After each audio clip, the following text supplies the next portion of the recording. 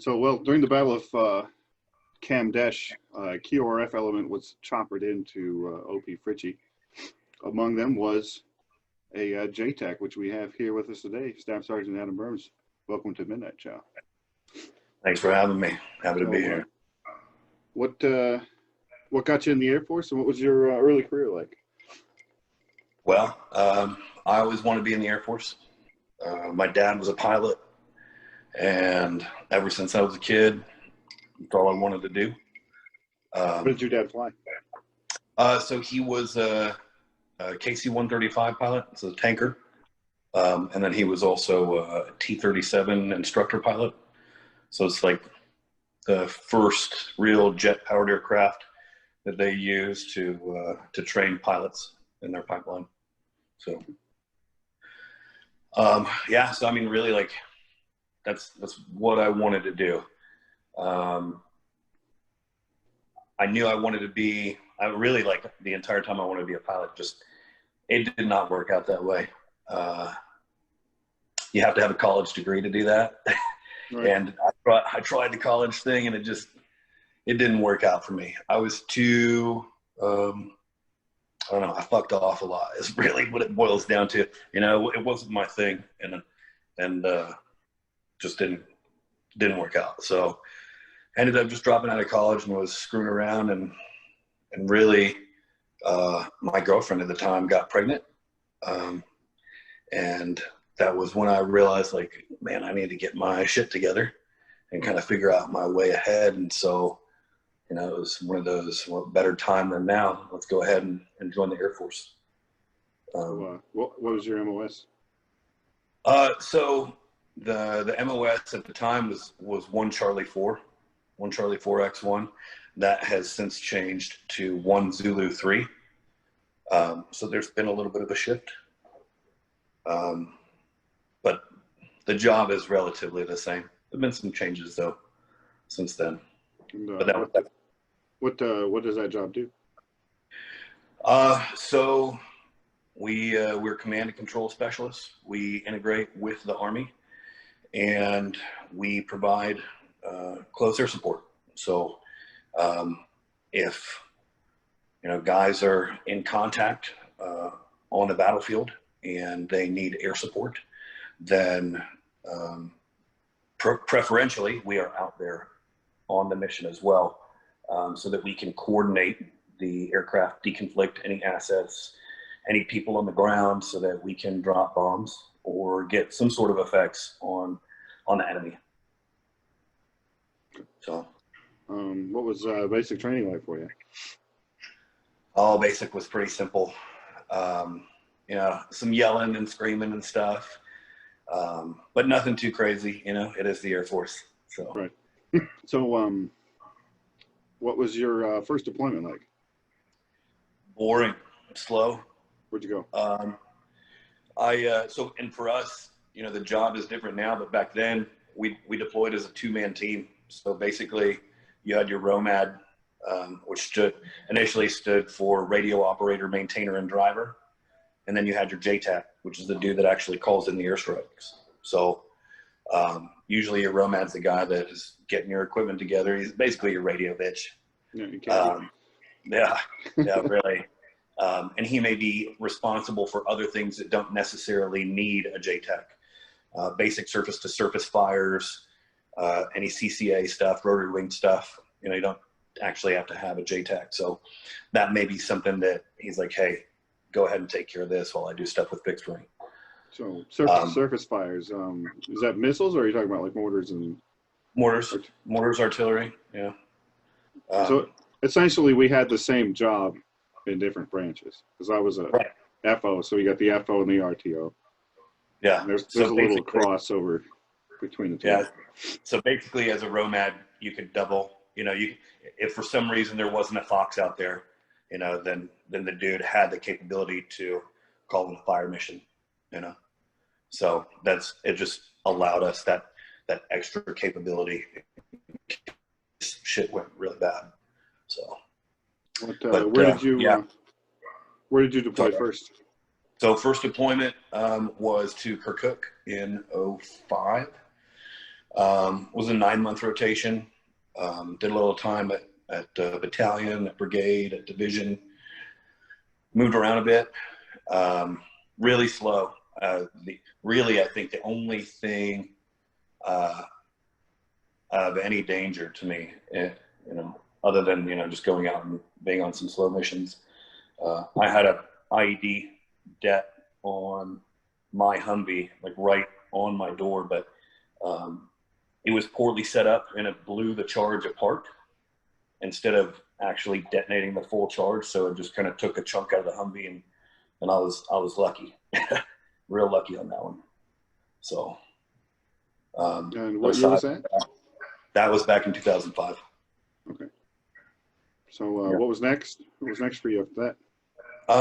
So that was with the 101st. The second one was with the 101st as well, and that was in 2007. And I deployed to a little FOB that was west of Balad called FOB Palawata, and I was with 132 Cav out of the 101st as well. Is that Iraq or Afghanistan? No, Iraq as well. Iraq. Things were a little more intense there. A couple small firefights here and there. Dropped a few times, was a JTAC this time. So a little more experience, basically as my deployments increased, the intensity of them, if you will, increased as well. So, just nothing crazy, but a little bit more of what you would expect. So. Right. So how many deployments have you done total? 3. So your last one was with us there in Afghanistan? It was. I was medically retired after I got back from that deployment. What happened? So actually in the first month of that deployment, when we were in Barge Matal, I got injured. I was blown through a door and it messed up my back. And, I dealt with it over the course of the deployment, but when I got back, it continued to get worse. It got worse throughout the deployment, worse and worse once I got back. It got to the point that I almost couldn't walk. Ended up having to be fused at my 2 lower levels in my spine. And they said, see ya, you're no longer fit for military service, I think was the specific verbiage they used. And then after that, they med boarded me. So, that deployment, Barge Matal. So, my experience with Barge Matal is, it seemed like we were right on the corridor for all the airlift. They would kind of fly down the valley to Cap Keating and hang a right up the river. So we would sit there and guard and just watch wave after wave of Chinooks and Apaches flying up there. So what was just break down that whole story, because so that's a good long story, man. So basically Barge Matal used to be, it's way out in the fucking mountains, and back in the day, and decades, I think like 60s or 70s, something like that, it used to be used as a ski resort. Like, that's how out in the mountains it is. Like, it's pretty nutty. And the district sub-governor, if I remember specific terms correctly, was like that, like second cousin or some shit like that for Karzai. So he had ties to Karzai. And we would have this dude call the battalion talk, and he was like, oh, the Taliban are here, they're killing everyone, send American troops, come save us. And I mean, the area is in our AO, but it's just so fucking far out there. Dude, we're not coming out there, and give us proof, prove to us that we really need to come out there. Because he's just saying all this, crazy, ridiculous shit. They're killing everyone, they're burning everything, blah, blah, blah, blah, blah. So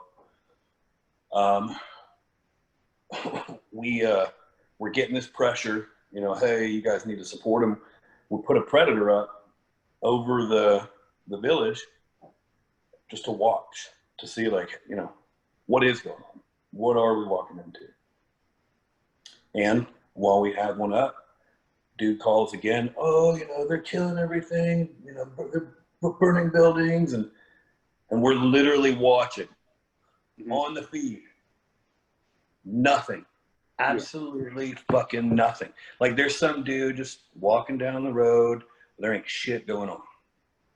But the guy, because of his ties, basically it comes down from on high that, oh no, you're gonna go. You're gonna go and you're gonna show support, and you're gonna do this.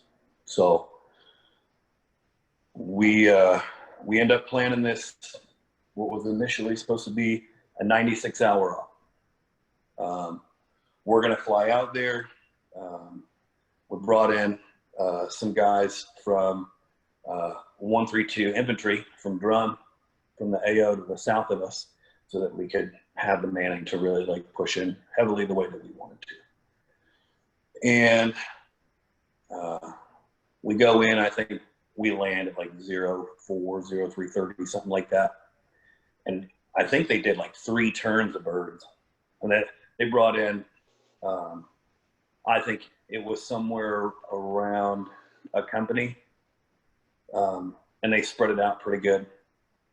And initially there was some light contact on infill, but it was broken and nothing since then. So Barge Matal is in this pretty steep valley with a freaking massive mountain stream, you know, this river that just runs right through it. And the village is like in the middle of this with just a small footbridge that connects the 2 sections. So we go in, and the op is big enough that they actually wanted 2 JTACs on the mission. And so we both go, myself and the other JTAC, we align with 2 sniper teams, and we move in with the first bird, and then we establish ourselves in the overwatch positions in the ridge lines, opposite ridge lines with the sniper teams, to watch and see how things go and call in airstrikes as necessary if it comes to that.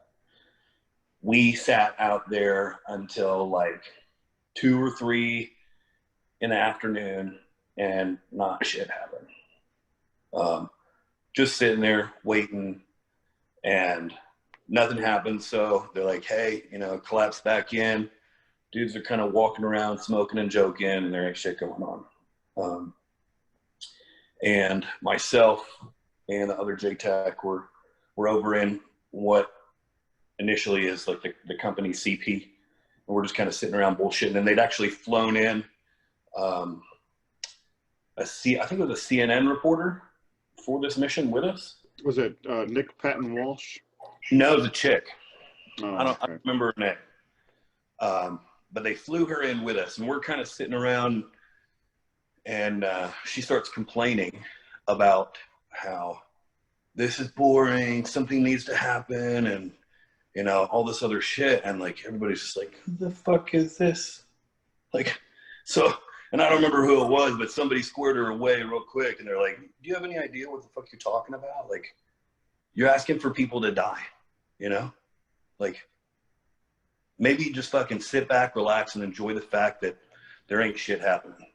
So we're talking, and then Tony, the JTAC, and I were like, it's probably not a good idea that we're in the same room and that we're on the same side of this village, being that it is connected by 1 footbridge. So I was like, hey, I'm going to go head down. I'm going to go to the other CP, you know, and see what's going on, kind of build my essay for what they got.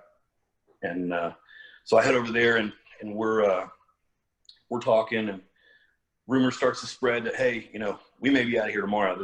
This may just turn into a 24-hour, you know, run. So we're just like, all right, cool, because there is nothing there. Nobody's there. Like maybe 3 or 4 dudes, no women, no children, no men. And it's just like, this is a little strange, you know? Yeah, it's a little sketchy. Yeah. But we're sitting there, and just out of nowhere, they initiate with a recoilless rifle and a couple RPGs, and basically they had surrounded the village. And I think they said it was somewhere around like 150 dudes. you know, in the ridgeline and stuff. And they just initiated and just started hammering us from all directions. Like, just, it was pretty nuts. And, you know, so where I'm at, I really don't have a very good vantage point. I'm there with a sniper PL, and I'm there with I think the FSNCO that had come in, and my ROMAD, and, you know, I can't see anything. I'm in a building and I'm looking out, and, you know, all I can see are muzzle flashes, but I'm not at the edge of the village. So I was like, hey, you know, we got to go. So I told the PL, I was like, hey, man, like, find your dude that's on the edge of this village. We got to move to him. You know, let him know, like, we're going to come up behind him so he's not, like, startled, you know. Yeah. You know, freaks out when we come running up on the 6. So, you know, we do all of that, and we get birds on station, and, you know, it's just lots of fire everywhere.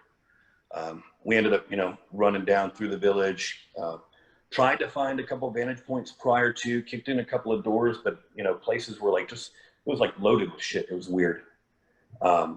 We end up getting in with those guys down on this alley, that we ended up like sleeping in this alley for like a week while we were there, and called in a few airstrikes from there, some strafing runs, some rockets, a couple 500-pounders, and ended the engagement. The engagement lasted, I think, probably about 90 minutes, sustained, like good heavy rates of fire. And that was the first day. And then after that, they'd engage about every day for the first week, pretty heavily. And we would just hit them right back. And I'd say for about the first 7 to 9 days, that was typical of how it went. And then I rotated out, and my subordinate JTAC that was back of the battalion rotated in. The intent was to trade off. And what was supposed to be a 96-hour operation that was then maybe just going to be a 24-hour operation started to evolve into something larger and grander.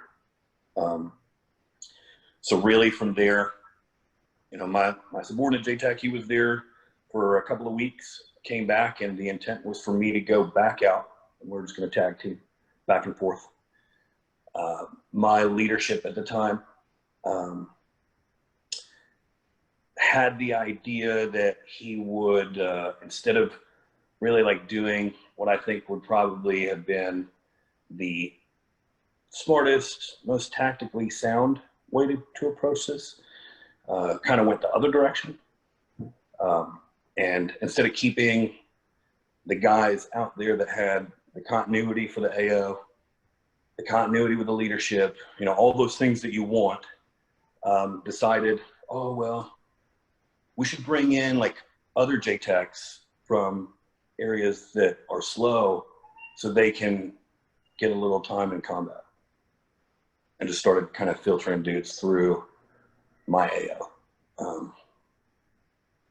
Not real thrilled about that decision, but above my pay grade, obviously. Did they leave any senior guys there to, you know, to oversee that process, or were they just bringing in green guys and taking the vets out?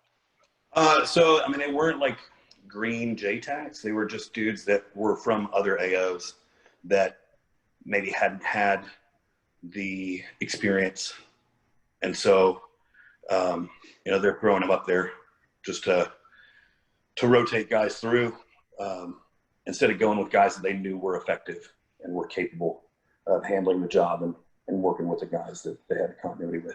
Everybody needs that badge. Dude, I'm telling you, that's what it was fucking for. Can't come home without a badge. No, not at all. And that ended up being like an 8-week thing. It lasted like a couple months. So where to go from there? What was the?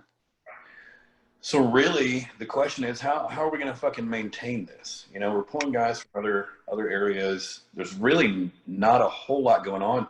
The fighting from the first week just mostly devolved into harassment with sniper fire. some of it rather effective. We ended up losing a few guys over the course of those 8 weeks to sniper fire. They did mount an assault at one point that was pretty close in. A couple of my buddies got hit on that. Both survived, thank God. But they eventually just decided, hey, this ain't worth it. You know, there's nothing we can really do. This is not, you know, supportable long term, and pulled out. So you weren't going to have a greater effect on the war, on the outcome. It just made shit coming from it. It was a political theater. Yeah, it was really close.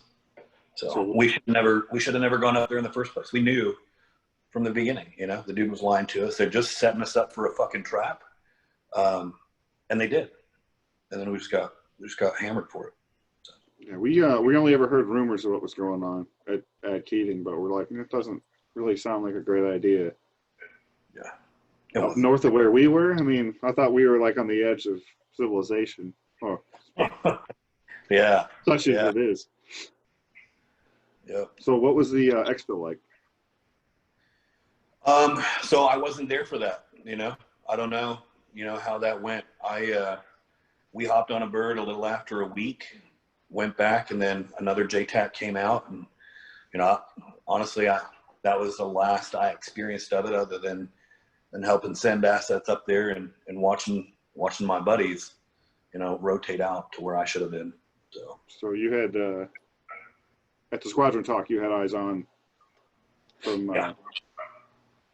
Yeah, I mean, as much as we could. I mean, we didn't have any full motion video or anything like that. It's pretty far out there. You know, we did at times, obviously, because we had predators and stuff, you know, here and there, but most of it was just radio. So. Okay, so what did you do after Barge Matal then? So after Barge Matal, so we had kind of laid out, my subordinate JTAC and I would be responsible for this troop. This guy would be responsible for this troop, and we kind of push out and kind of assess things and just kind of move around the AO, you know, and spread some JTAC love. And so I went out to Lowell, and I was out there with Alpha Troop for, I think, like a week and a half, something like that. And how did Apache Troop strike you? Dude, we had a blast, man. You know, honestly, like, most of the time I work with the fucking dudes and we have a really good time.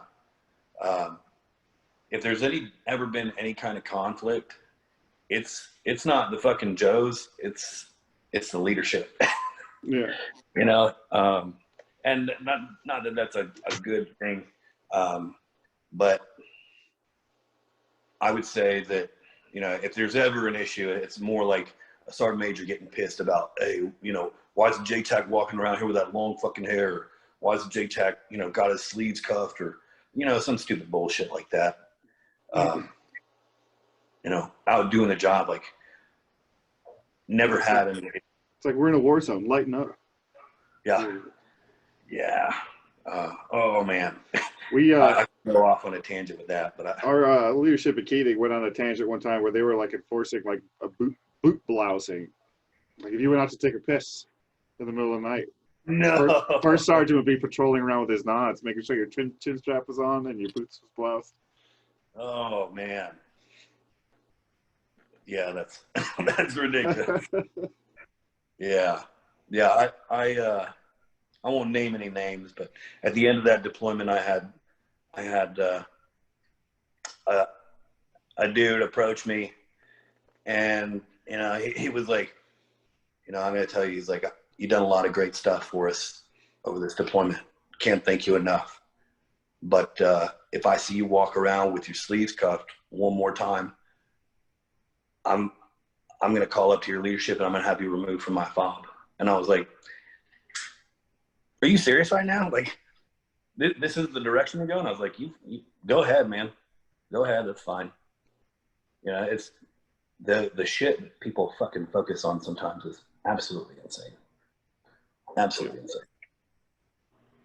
Yeah, our platoon level leadership had butted heads with the troop level quite a bit. My squad leader, Sergeant Kirk, he owed the first sergeant a 100-word essay on why you should have proper regulation sideburns when he was killed in action on October 3rd. Wow. Yeah. Priorities, man. I don't think my sideburns were in regs one time my whole Army career. Like, yeah, I'm gonna cut my sideburns. Yeah. Yeah. It's the small things, right? Yeah. Yeah. So Now, our sergeant major, his big thing was putting your eye pro on top of your head. That set him off. Like, if you wanted to watch him get mad, put your shades up on top of your head. Oh, really? Yeah, he would lose his mind. We had our little party at the ODA compound there at Bostic, and we were all, smoking cigarettes, having a great time cooking out. And we had our glasses on. He comes in, he's like, "What happened to discipline in my squadron?" I'm like, "I don't know. Why'd you leave us out there to die, asshole?" You know what I mean? Yeah. Yeah. So Lowell, like, oh shit, sorry. Basically, like, when we went out there, we were, assessing how things were going, but they were already talking about shutting Lowell down. That was, the thing was, hey, like, you're out there, provide support, but kind of get a feel for the area, because the intent is to shut down Lowell, bring them back, and then after that, shut down Keating and bring them back. That was the intent. Lowell, we got a fair amount of contact out there while we were there. If it wasn't daily, it was near daily. Wasn't really sustained. It was more harassment than anything. It was probing, and the bad thing was, sometimes you just couldn't get air fast enough, and they knew that. So, they'd do some shit, and, by the time that we were getting air on, fuckers were gone. Sometimes we could snag some air from dudes that were over in the Korengal, because they were pretty hot too. We would go back and forth with those guys there on who was the hottest AO in the country, actually, over that summer. And so sometimes, they'd have air, but they wouldn't be tasked. So we'd steal them and be able to have them a bit quicker, and they wouldn't really expect that. But we supposed to be getting shut down, and really, like, the S2, I can't remember his name, but he would tell us, we get reports, human says this or says that, and occasionally be like, hey, like, they're saying, like, hundreds of dudes are going to come here and take over the cop. And it was like, no fucking way. Like, this is just some jerk off knowing that, if you give us fucking intel, you're going to get rewarded for it, Yeah. But nobody fucking believes that, like, hundreds of guys are going to come out here and, and it was really just laughed off. Well, they told us that daily, or, at Keating as well. Yeah, so some random fucker would come to the main gate. You better watch out, here they come. Yeah. I mean, who really, it's we just wouldn't believe it, but yeah, so that's it really. We kind of, went out on ops here and there, and really just kind of moved around and supported different missions and went to different OPs, and it was actually not too long before my subordinate JTAC was supposed to come out and kind of, spread the love to you guys. Because we would drop for you guys all the time from the talk, and we dropped for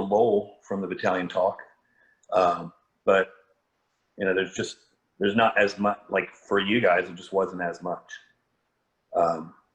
And I don't really know what the issue was there as far as being able to get, you know, approval at times, like, hey, you know, what's going on, or maybe it was issues with target identification. I really don't recall because it's been so long. I don't remember recall any fast movers being in the AO up until the 3rd. Yeah, we'd get the occasional Apache or yeah, two, you know. But, yeah.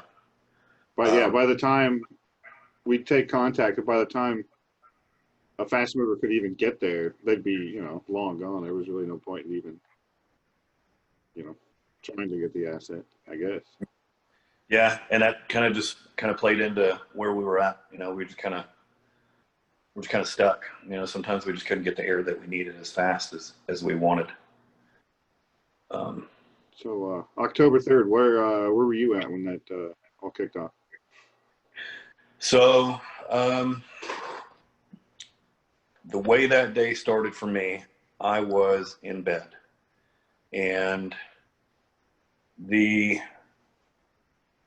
basically we had, you know, a radio, and we were just kind of working a shift. And if shit went down between this hour and this hour, I'd go into the talk, and I'd control as necessary, you know. And basically you were on standby for any missions.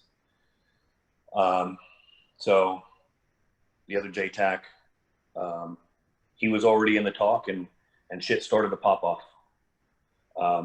And you're not just going to run in and tell the other guy, because he's probably getting a nap and sleeping and whatever, because he was just on call. But I remember being in bed and just hearing the fucking gun line just sending rounds, you know, sending rounds. And I'm sleeping, it's just like shaking the room, and it was like, man, like, they must be getting after it, you know. And I roll over, and I wake up a little bit, you know, maybe another 30 minutes later, and guns are still going off. And I was just like, fuck, dude, like, maybe I should get up and go see what the fuck's going on, because they're still rocking, you know? Yeah. And like shortly after that, the FSO like runs into the room, and he's like, yo, we're losing dudes. They're overrunning the cop. You need to get your shit. You're getting on the next fucking bird. We're sending you out there. And I was like, oh, what? And he's like, get your shit and let's go. So my Romad and I grab our fucking go bags, throw on our kit, and head into the talk. And the other JTAC, he's on the mic and he's controlling. And the talk is just a fucking bee's nest, you know? Everyone's fucking everywhere, and I'm like, what the fuck is going on? I'm trying to figure out, you know, what the hell has happened. And I start getting, you know, bits and pieces, and they're telling me, hey, they're overrunning the cop. You know, we lost fucking 7 dudes. You know, and the other JTAC, he's in the middle of just controlling, you know. And I try not to interrupt him, because I know shit's going down, but I know he's the only one that knows what I need to know, really, and can kind of detail it for me. And I was like, hey, man, I need to know what the fuck's going on. He's like, they're overrunning the cop. I was like, I know. I was like, I need to know what's going on, because I'm about to fly in there. And he looks at me like, what the fuck? And I was like, yeah. And then I was like, fuck it. I was like, do your thing. They hand me this imagery printout from fucking PowerPoint with big blobs of red on it. And it's basically imagery of the cop. I wish I still had this. I don't know what I did with it, but it's imagery of the cop. And they're like, everything in red, the enemy owns. They've taken over all of this. This is where our dudes are at. And so they're like, we're going to put you on a bird. You're going to, and I was going to fly in, and we attempted to fly in a couple of times. Did you actually take off? And oh yeah. Yeah. Really? So we were airborne for a while, flew up that way. It was too hot. Flew up that way again, you know, didn't land, flew back up, still too hot. It was me, a PL, his gunner, the CO, like he had just gotten back off the fucking leave or some shit like that. Oh, Portis? Yeah. He was, I was up in Boston doing a class or something, or some admin crap. Yeah, blonde, short guy, right? Yeah. Yeah. So it's me, the PL, his gunner, and then myself and my Romad. And it was like, hey, you know, got whatever intel I could get and hopped on a bird and out we went. And they were like, yeah, we're gonna set down on the LZ and you're gonna try to fucking move in and link up with the dudes that are on the cop and control from the cop, because this shit's gone so far south that we don't know what else to do right now. But we just couldn't. There's no way. They'd already downed a couple of Apaches. You know, they had fucking Dishkas mounted up fucking high on the ridgelines and shit. And if we'd have tried to set down, then we'd have all. Oh, the LZ was so the bird you weren't even able to get off the bird. Yeah, I mean, if they didn't fucking down the bird on the way into the LZ, like we couldn't do it. And that fucking sucked not being like, it just sucked not being able to fucking get in there. Yeah, and for people who aren't aware of the base's layout, the LZ is outside the wire on a little peninsula, and you would have to run about 100 meters to the open, across the bridge, and through the front gate, which the enemy already owned. Yeah. So, not possible. So, you know, what do? We sat back down, and they were in the process of pulling in the QRF from 132 down to the south. And then it was like, all right, you know, what are we going to do? So that's when it was like, we're going to fly back up and we're going to insert into OP Fritchie. And then once I'm on the ground, I'll take control of the aircraft and we will start moving down, and we're going to walk down the switchbacks and we're going to walk right down into the cop. That was what time did you arrive at OP? Oh man, I wish I fucking knew. It's daylight, and I don't know if it was like 12 to 1, and I really don't know. There was so much other shit that was going on, and it felt like every minute lasted an hour that I just have no idea. Yeah, it's even amongst guys I fought with, trying to come up with a timeline. It felt like forever. Everything that happened. Yeah. I just knew that we needed to get there, and I just felt like everything was progressing so fucking slowly. You know, knowing what's going on out there, knowing what I needed to do, like just you feel helpless in that moment, not being able to do what you want to be able to do, you know? So, you know, we get there finally, and then it's like, all right, cool. How are we going to do this? We kind of hash out exactly how we're going to get down. And I don't even know how many aircraft I had on station at that time. So we sat down and really, like, there's so many aircraft on station that I've never controlled this many at one time before. I've never had to manage a stack of air that was this thick, especially not with this kind of scenario. And I was lucky that we have what's called a FAC-A. It's a forward air controller, airborne, and it's basically a pilot that has the ability to be a JTAC from the air. And so he was able to manage the stack of aircraft that were flying in and out, you know, dropping bombs and doing strafing runs and shit like that, so that I could concentrate on targeting specifically. What kind of aircraft would he be in? Typically FAC-As are going to be in an A-10, and we had a 4-ship of A-10s on at the time. We had F-15s. We had Apaches obviously on station. I'm pretty sure we had a Bone, all sorts of ISR platforms. We had lots of stuff. And we just kept getting more and more aircraft because we continue to drop all these friggin' bombs at we're just sending everything that we got. And so we call it Winchester. It basically means aircraft has no more ammo. So we're Winchester and aircraft just over and over. And so basically you know, I'm with the QRF, and we start leaving the OP, and as we're walking out, I mean, we're maybe 100 meters out of the fucking perimeter, and the lead gunner, I think he's a 240 gunner, fucking caps 2 dudes with his 9. Fucking that was legendary. We heard it. That was like one of the first things we heard. I heard that story before the night was even point over. Blank, dude. Like, I don't know, like, if he caught him fucking snoozing or what, but I mean, he unloaded in those fuckers. Like, he made sure that they were dead.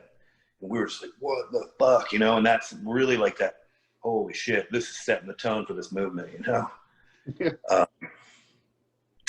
So, you know, as it's going on, I'm talking to aircraft. We're getting data relayed between myself and Lieutenant Schroed, who's the FSO down there on the COP. Obviously, I'm sure you're familiar with him being, you know, so all that data is getting relayed back and forth. And, you know, we're dropping a lot, and in really close proximity. As you're aware, a lot of guys don't know that just how close that stuff was. I could literally, like, as we're walking down into the COP, I could look into the cockpit of aircraft that were below me, right, as they're strafing down by the COP. And I was able, like, the A-10s it's almost like I could reach out and touch them. I could literally see them and see the bomb leave the rail on the wing and just follow it to right down in front of me, right outside the COP, just right to impact. It was insane. Calling for fire was pretty fun at the COP too. We did some like mortar tests where you go up on the north face, and you'd call for a 120 mortar, and you could watch it leave the tube, fly up, do its entire arc, and hit the target. It just makes things real easy when you see. Yeah, it's pretty crazy. It's pretty crazy, man. Yeah. So that movement, I mean, so I'm dropping the entire time, not stopping, just continuous. And we're just hammering everything all around us, around the OP and around the COP, and just anything that moves dies. You know, anything, everything. And that movement was so fucking slow, man.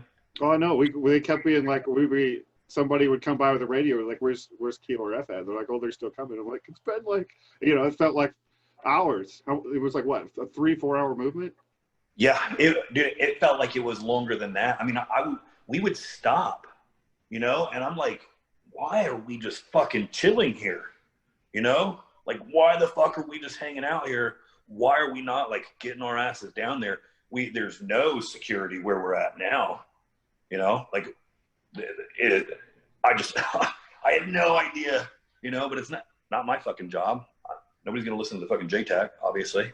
No. Unless we're talking about bombs. That's about it.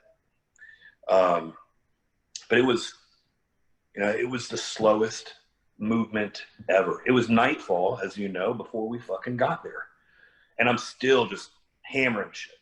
Anything that I'm talking to aircraft, and anything that they're picking out, any moving persons, you know, unusual hot spots, doesn't matter what it is, I'm just fucking destroying it. And they actually ended up pushing us a couple of AC-130s, which I'd actually never, you know, gotten the ability to control before, because those are typically a soft asset. But shit went so south that they're like, take this and use it. You know, pretty fun, huh? And we did, dude, and this shit was pretty awesome. Those guys are very capable killers. It's a hell of a platform. Yeah. I was telling Kayla when we were doing the Expo, that's the only time I ever actually saw the AC-130, and it was so high up that you could tell they were shooting the 105 out the back, because it was just a huge muzzle flash. It would just appear out of nowhere, and you couldn't hear it. It was too far away, and you just seen that thing just hammering the whole time. Yeah, I didn't have to figure it out. I was like staring at it with my nods. I'm like, what is that thing? It finally dawned on me. Yeah, Yeah, when we finally got there, it seemed like everything was on fire. You know, buildings were on fire. I mean, and dudes are just, everybody's just standing around waiting for the next fucking volley. You know, it seemed like.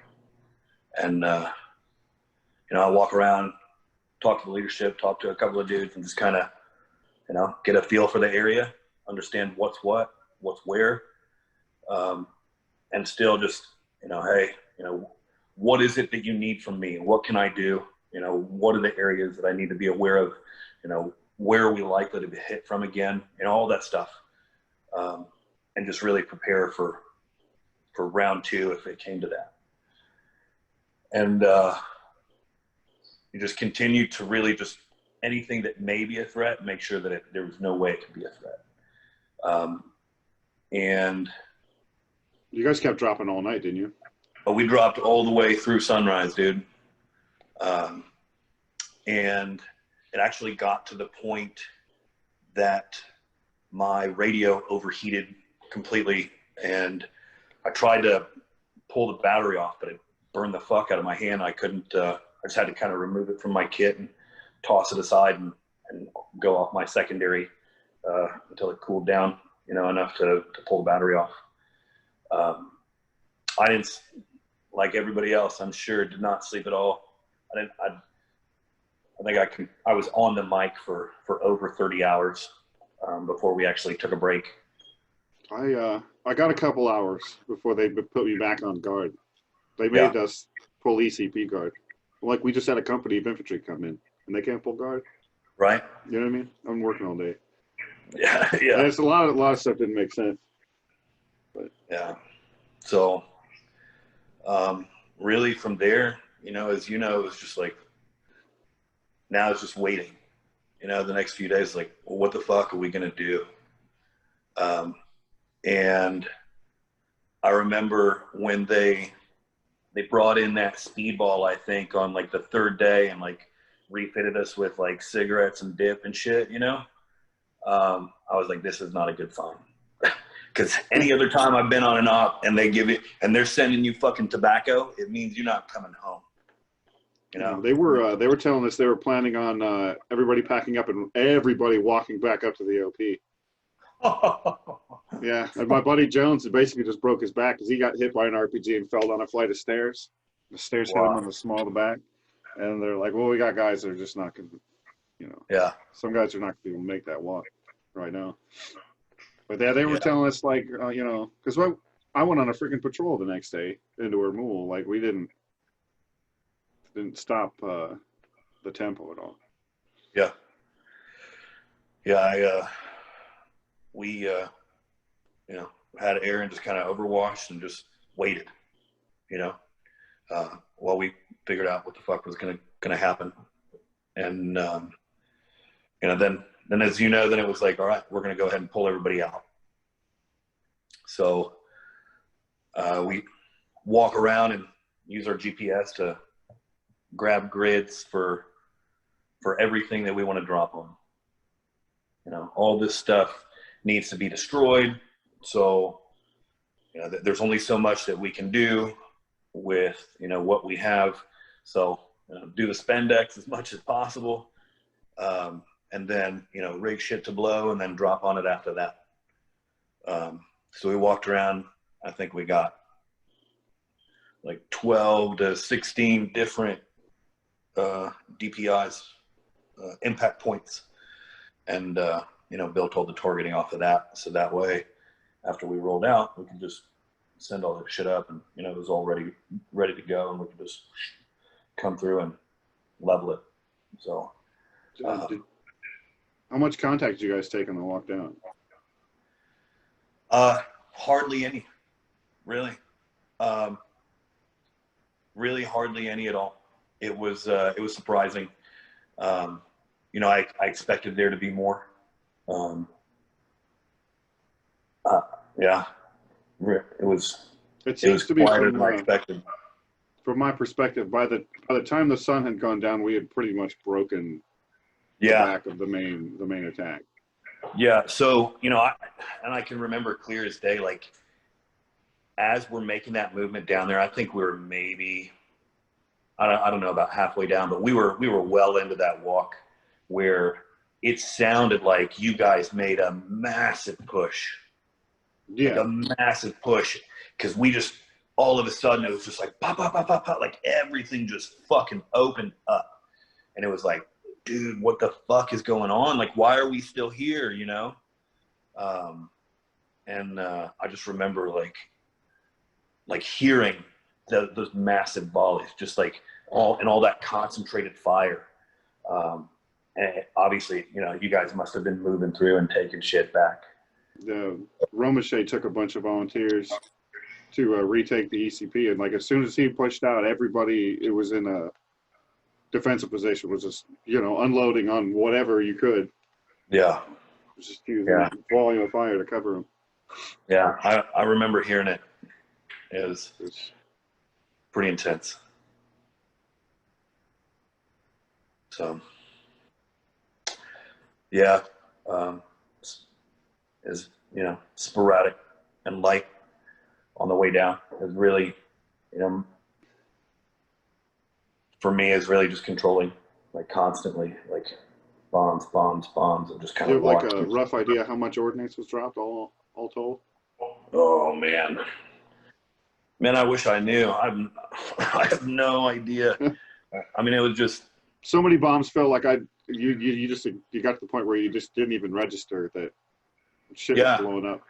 I mean, we're dropping, you know, at a minimum 500 pounders, and sometimes we're dropping, you know, 2 and 3 at a time. So I mean, the number just stacks up pretty quick. If there's one thing that we didn't have to worry about, it was not having ordnance. Like they were just feeding us aircraft the whole time. You know, kind of the cool thing was actually almost a year after that deployment, one of our new guys at the squadron, he had cross-trained in to be an attack P, and he was like, "Hey, you were the JTAC at Keating," and I was like, "Yeah, man." He's like, "I was the fucking ammo guy loading the bombs on the A-10s." He's like, "I was loading the bombs that you were dropping.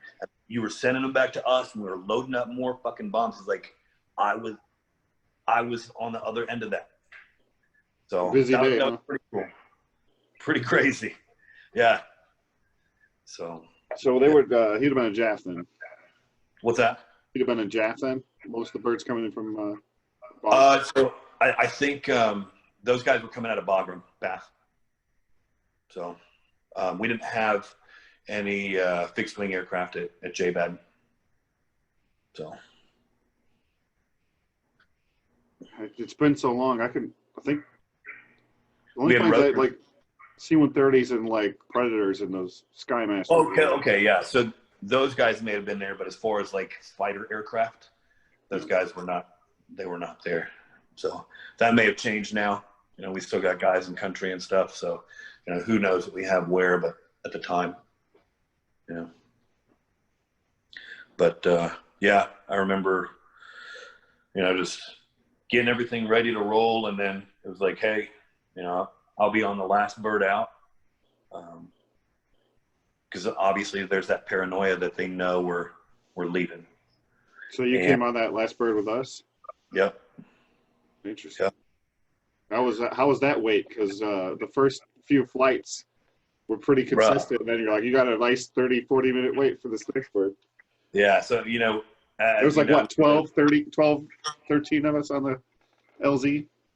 Yeah, it was tense, you know, and we would do the pre-assault fires, you know, just to, hey, don't fuck with us. You know, we got birds on station. They're very capable, you know, and we would just be like, you know, drop, you know, just to make sure that they're aware, like, this ain't the fucking time, you know?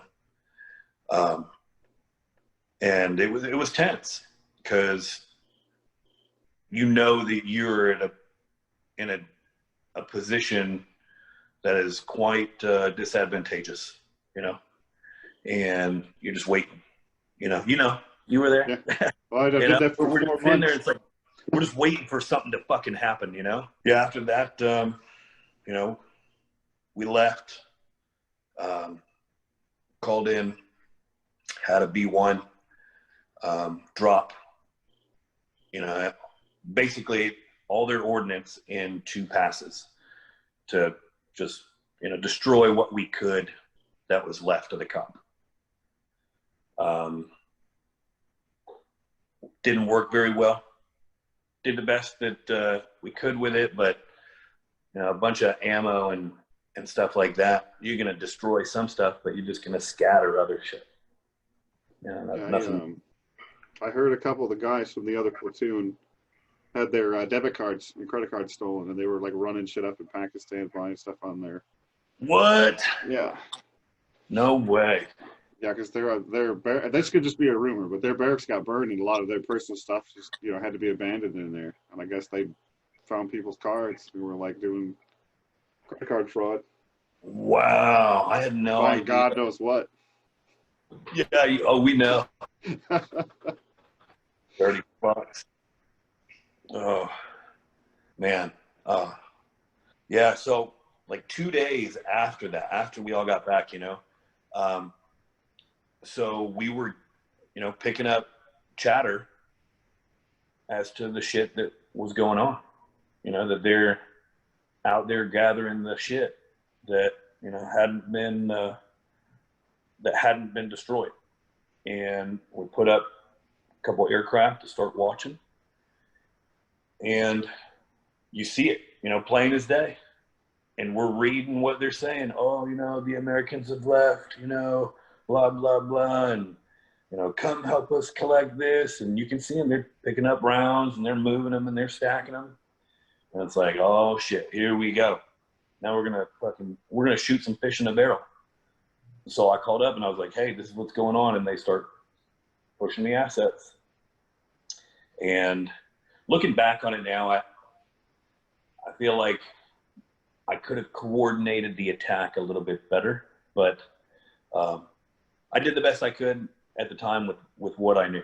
And we did a coordinated attack with a couple of Predators and some F-16s. If I remember, maybe it was a Pred and a Reaper. It's a little fuzzy. But I think it was a couple ISR platforms and ended up being 4 F-16s, I think, total. And basically we initiated and just started hammering the dudes. And they would scatter initially. And so we started just running them down. We ended up killing 19 dudes that night, I think, total, from that little area, just from those fuckers that were out trying to pick up the leftover shit. How long did you guys have drones watching the area after that? I'm not 100% sure. I really don't recall, because I don't know really how much of an advantage they found from watching the area, knowing that we were no longer out there. I think at that point they may have, taken a peek here and there over there, but from there it was a heavy presence at Lowell, because shortly after that we pulled everybody out of Lowell, and there was some contact there, when that was happening.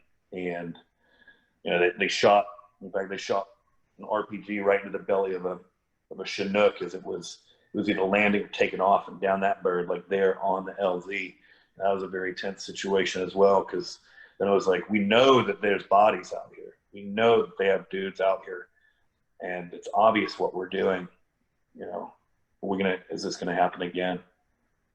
So, but Lowell was in a slightly better position terrain-wise, from what yeah, it was. I mean, so it was in a bit wider bowl, and then they were on. It was if I remember correctly, it was a little castle from hundreds of years ago, and it was almost up on this pedestal that was within the bowl, that was a wider bowl. So you had the high terrain all around it. But it was about, I think it was 20K west, 20K east of where you guys were at ish. through that same kind of corridor that ended up, you know, heading down and heading south. But a little more forgiving, a little bit. Still hairy, though. I think you had a little bit more standoff there with dudes that would kind of sneak up and harass the cop. Yeah. So what was the rest of that deployment like? From there, I mean, got pretty slow after that. You know, we moved around. A couple of the OPs, I think like Hatchet and Mace, you know, stuff like that. I just made sure that we had a presence and kind of worked on just making sure that fires were as reflexive and responsive as possible. And really, you know, that's when it started getting cold, and, you know, they're fair weather fighters. So, yeah. Well, they're just wearing pajamas, man. Yeah. So, you know, things got pretty slow after that because things got pretty cold after that. So, wasn't really a whole lot that happened, I guess. When did you rip out of there? December. Okay. Yeah, or I think like mid December. It started heating back up. We got out of there in May when I think Hunter first came and took over the AO. I will say that, you know, with all the guys that I've trained ever since then, I definitely go back to that and just, you know, let guys know, like, hey, when you train, take things seriously. Take it seriously, because I remember, you know, I mean, I took things seriously to an extent, but you would do these scenarios where it's like, you know, doomsday type scenario, and, you know, they would throw a bunch of shit at you, and it's like, this is never gonna fucking happen. But sometimes it does. Yeah, and it's like, hey, it could, you know, like it really could. You should really try to put yourself in that situation, because you just never know. So I feel like I was fortunate in that my progression as a TAC-P, you know, ramped up as things went along, and I was put into situations that I could handle as my capabilities progressed as well. So was Barge Matal a good warm up round for that? Yeah. It was definitely an eye opener. You know, I just, you know, I had not experienced that kind of intensity, and to see that and to deal with that, it was good. You know, it definitely set the tone, because until Barge Matal, you know, in that deployment, things had been, you know, light contact here and there, but nothing sustained and continuous, you know. So it was good to be able to get that out of the way. Yeah, very eye-opening. So, hey, man, I appreciate you coming on the show.